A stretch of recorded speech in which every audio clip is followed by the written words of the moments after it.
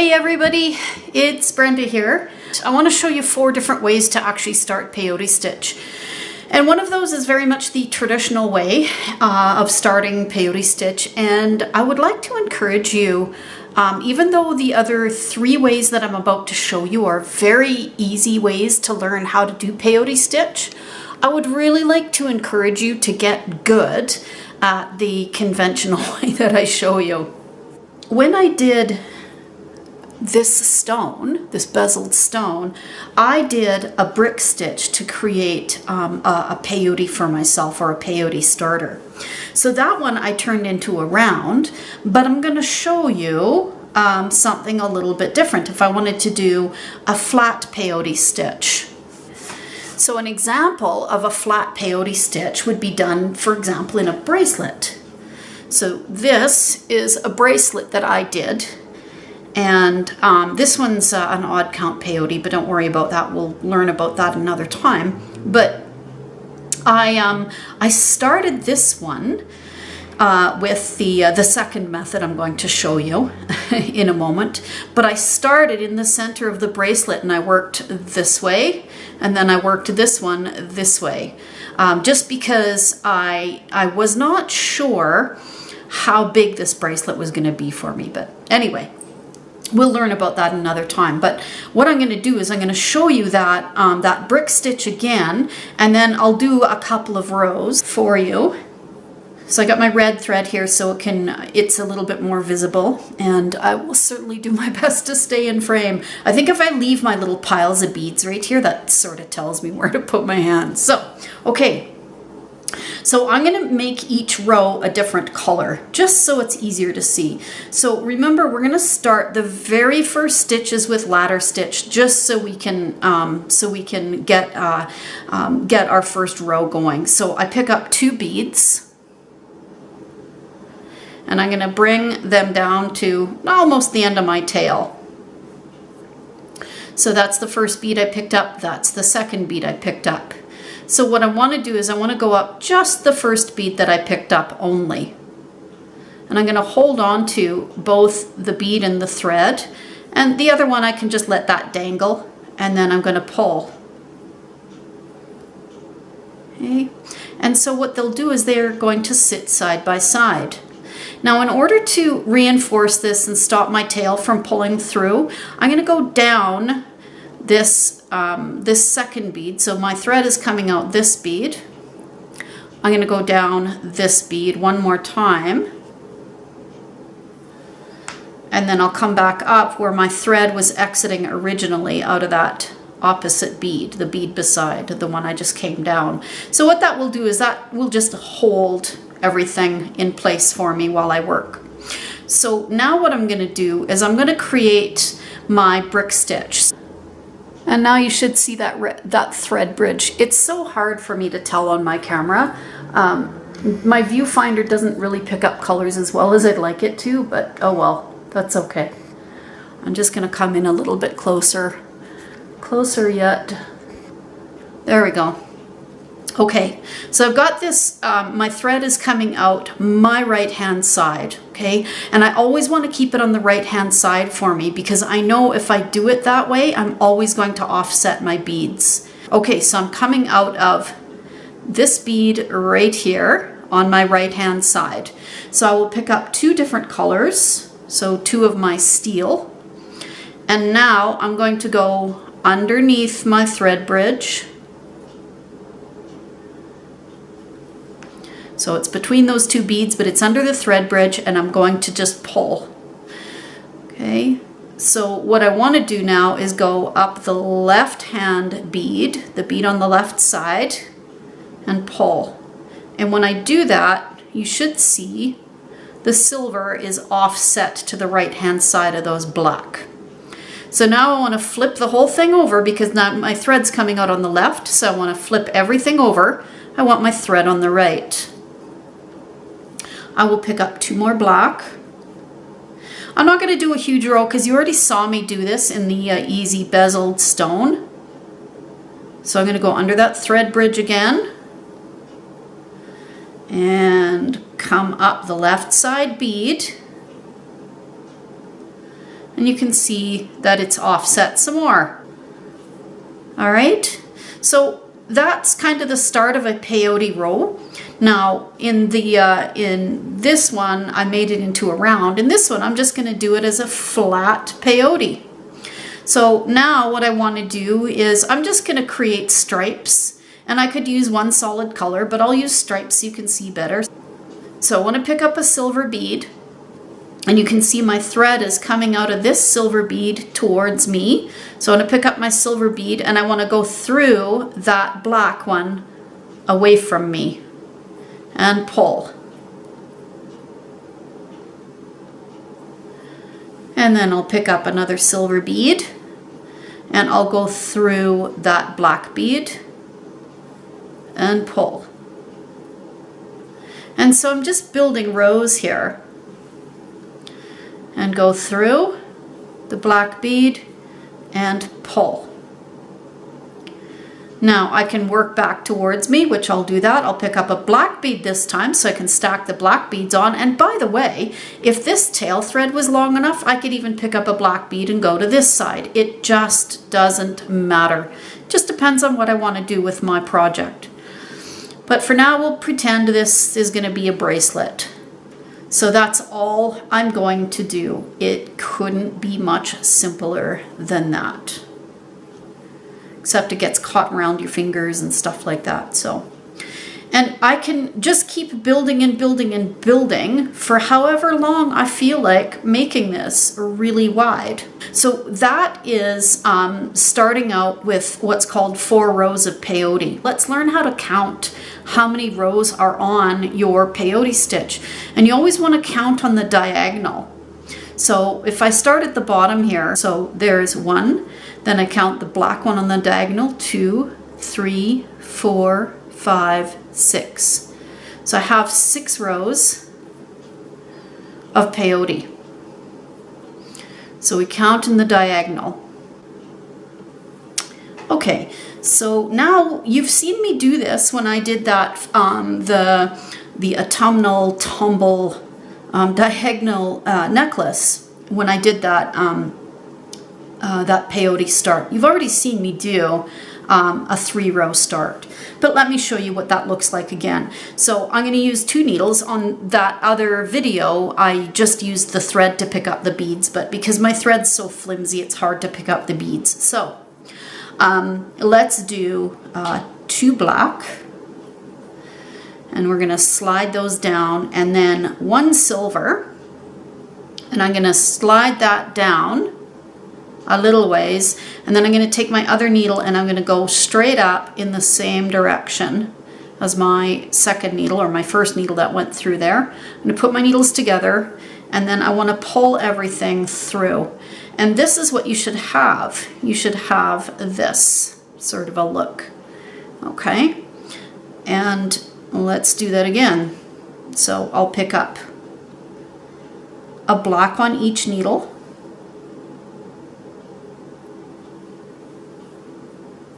and then a silver on 1 needle, and again, you can do this just with 1 color. I'm doing this with 2 colors just to show, so you can see a little bit better. Okay, so I've got 2, 1, 2, 1.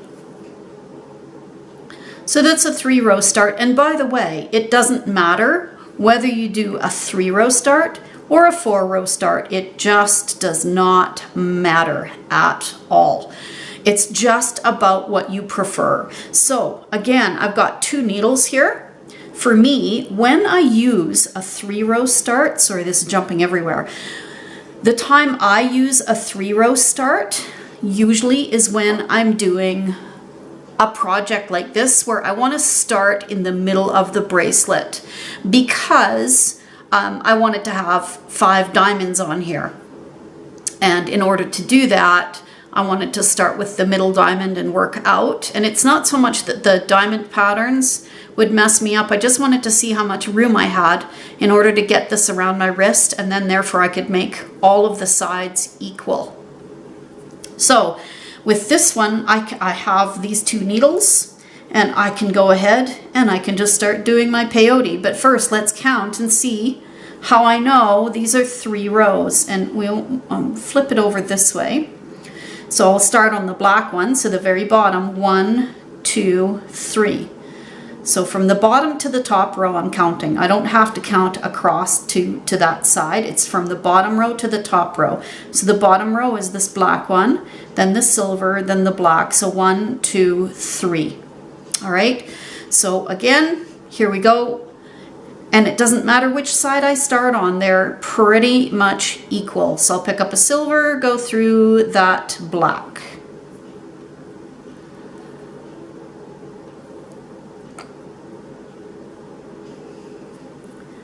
Pick up a silver, go through that black. And these beads are a little hard to work with because they're so big. They kind of want to flop around. Okay, pick up a silver, go through a black. Pick up a silver, whoops, and go through a black. So you see, it's really no different than the one that we did with the 4 start.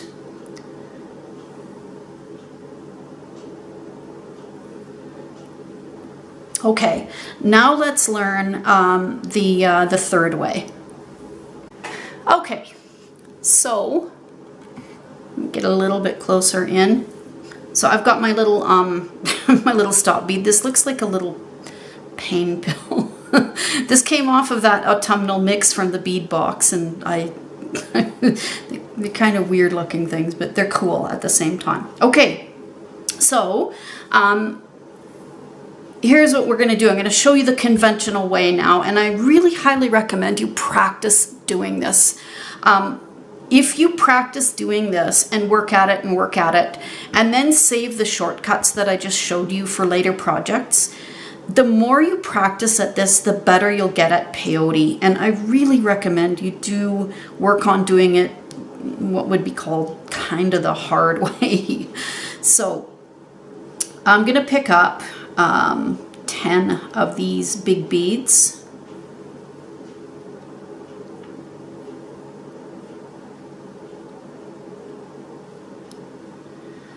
Whoops.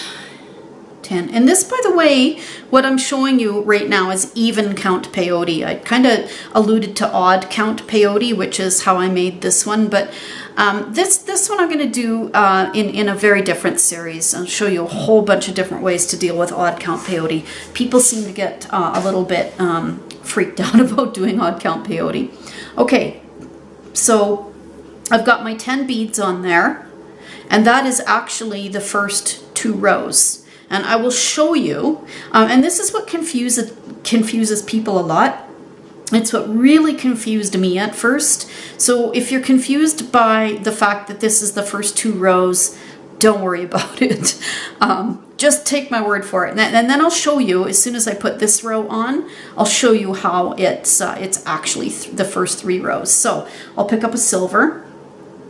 Now I'm coming out of this bead right here. Okay, coming towards me. I'm going to skip that bead, and I'm going to go into the bead just above it. My goal is to have my silver bead sit on top or beside this first bead. In order to do that, I have to skip it and go into the next bead just above it. Okay, so I'll put my needle through there, and I'll just pull, and don't mind my fingers and everything getting in the way. Sorry about that. Okay, let me just pull these right back up where they belong. Okay, so I came out of that bead, picked up a silver, and I came into the bead above it. So I got to put my fingers on top of that for now. So you'll see how that silver bead sits beside it. And these beads will flip all over the place. They really will. Don't worry too much about that. Unless you're creating a pattern, it's not really that big of a deal. Okay, so I'm going to pick up another silver. So I'm coming out of this black. I want to skip the next one and go into the one after that.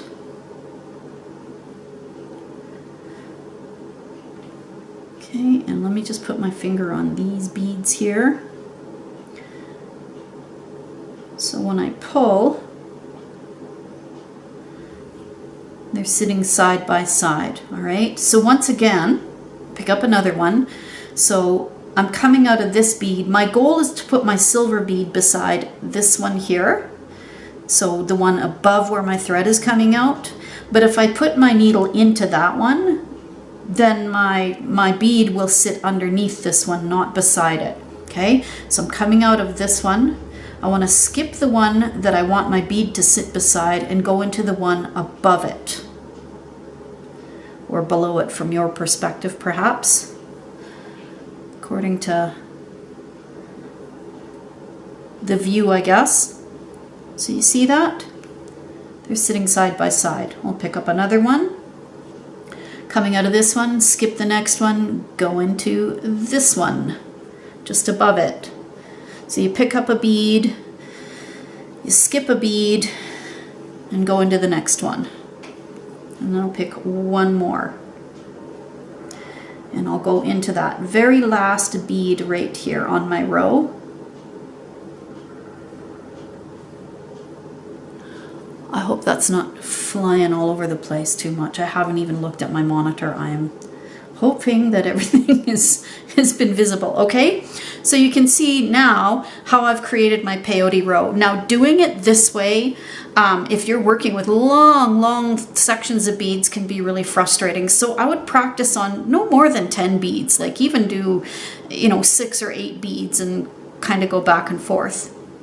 All right, so now we've got, remember I put 10 black beads on and I said it was actually the first 2 rows and the silver one is going to be the 3rd row. So let's count. So we're going to count from back here. So we've got 1 on the diagonal, 2 on the diagonal, 3. So 1, 2, 3. That's 3 rows. But you can see there's the black and then there's the black on a diagonal to that. Then a lower black, lower, upper, lower, upper, lower, upper. So the ones on the very lower edge here, that's the 1st row, and then the one above them is the 2nd row, and then the one above them is the 3rd row, and then 4th row, and so on. So let's add that 4th row on. We'll do that in silver. And I can either come towards me or I can flip my work over and move away from myself. It all depends. Whoops, I guess you can't see that too well. So it all depends on how I'm most comfortable. Now for me, I can bead either towards me, away from me. It really doesn't matter. I'm quite comfortable anyway. So I've just picked up a silver. Now I'm going to go into the next silver. You see how there's a gap, a space between all the silvers? So I need to fill those gaps up there.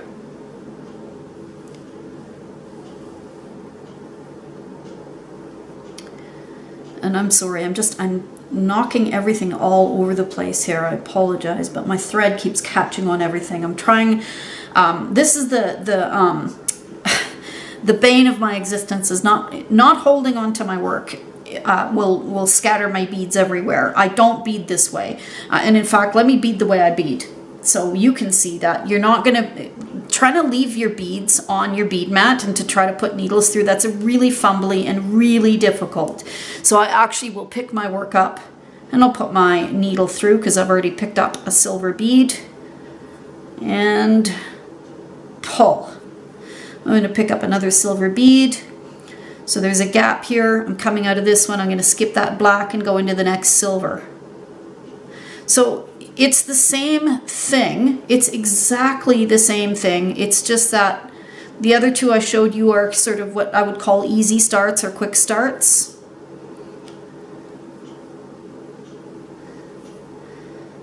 All right, now you can sort of see this, although it's a bit of a different pattern, but you can see a black and silver here, and then there's a black and silver offset over here, a black and silver offset over here, black and silver offset over here. It's that same pattern of 4 that I showed you with my 4 peyote start when I did the brick stitch. It's no different. It's just that brick stitch one was a little bit easier for me to start. So hopefully that gives you a really good idea. All right, so the next video after this, we're gonna do a little peyote project. I think I'm probably gonna make us a little bracelet and show you how to put a clasp on it. how to do the whole bracelet. And we're not going to focus much on a pattern. I'm probably going to do something called an ombre, or as many people call it, ombre, which is just flowing from one color to the next color. So I'll show you how to do that in the next video. So it'll be a fun little starter project. Anyway, if you like the video, please give me a thumbs up. Please subscribe. I love your comments. I love your questions. Please keep them coming. I really want this to be as interactive as possible. And I will see you on the next video where we're going to learn to do a peyote bracelet. All right, see you later. Bye-bye.